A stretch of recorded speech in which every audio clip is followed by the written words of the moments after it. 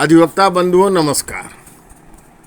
विगत वर्ष कर्नाटक में बड़ा इशू बन गया था और देशव्यापी फिर बनाने का प्रयास हुआ हिजाब। और कर्नाटक उच्च न्यायालय ने निर्णित किया कि हिजाब मजहब का खास अंश नहीं है और यह निषिद्ध होना चाहिए।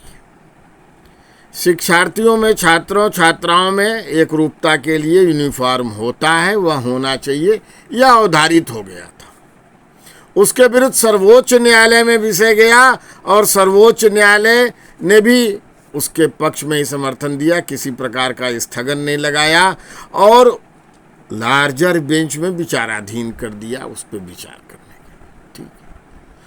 पुनः इधर बीच चर्चा में आया हिजाब का विषय महाराष्ट्र मुंबई के कॉलेज के माध्यम से और सर्वोच्च न्यायालय के माननीय न्यायाधीश न्यायमूर्तिगण ने डिस्कशन के दौरान कहा क्या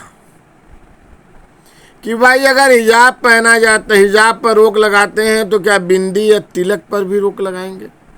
यह सनातनी हिंदू प्रतीकों से खिलवाड़ करने का और तुलना करने का आशय क्यों? अरे भाई, हिजाब तो वस्त्र का अंश है। अगर उस पे रोक की बात होती है तो बिकनी और चड्ढी ब्रा पहन के आने पे रोक क्यों नहीं? तुलना तो ये होनी चाहिए थी।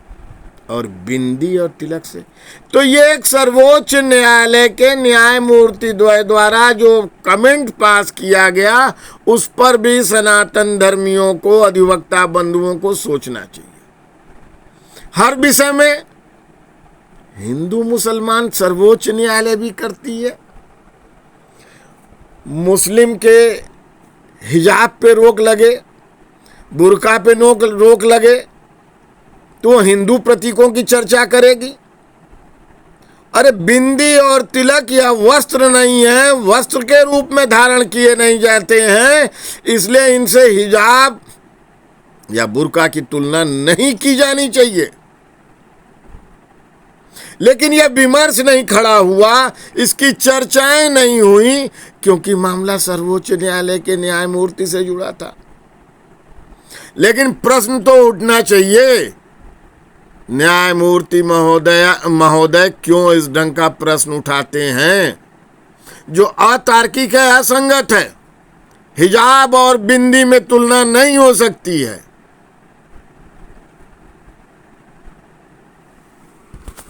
जय संविधान।